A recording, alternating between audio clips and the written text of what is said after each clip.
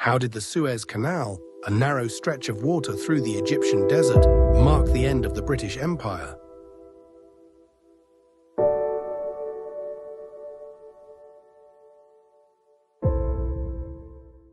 In July 1956, Egyptian President Gamal Abdel Nasser stood before a crowd in Alexandria and declared the Suez Canal nationalized from the British-controlled Suez Canal Company.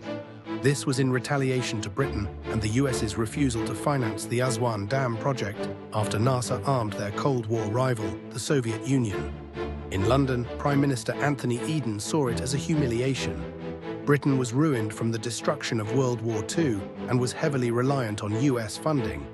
In cabinet meetings, Eden called Nasser another Hitler and was convinced appeasement would lead to disaster again. In response, Britain, France, and Israel formed Operation Musketeer without US involvement. As a result, an invasion through the Sinai Peninsula took place to retake the canal as a peacekeeping force. Militarily, it worked. Diplomatically, it was a disaster. US President Eisenhower, furious that his allies had acted behind his back during an election year, demanded an immediate withdrawal. Washington threatened to crash the British pound unless they stopped. In a mortal wound to British pride, US officials privately told London Britain had now lost the moral right to act as a world power. So, by December 1956, under American pressure, British Allied forces withdrew. The operation was a political catastrophe and proved that Britain could no longer act independently of the United States. Eden resigned soon after, with his health broken and Britain's reputation on the world stage in tatters.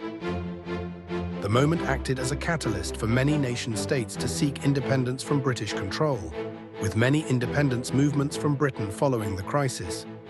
Ultimately, the Suez Crisis of 1956 solidified Britain as a secondary power in the post-war, American-led order, and the sun that had long refused to set on the British Empire finally dipped below the horizon.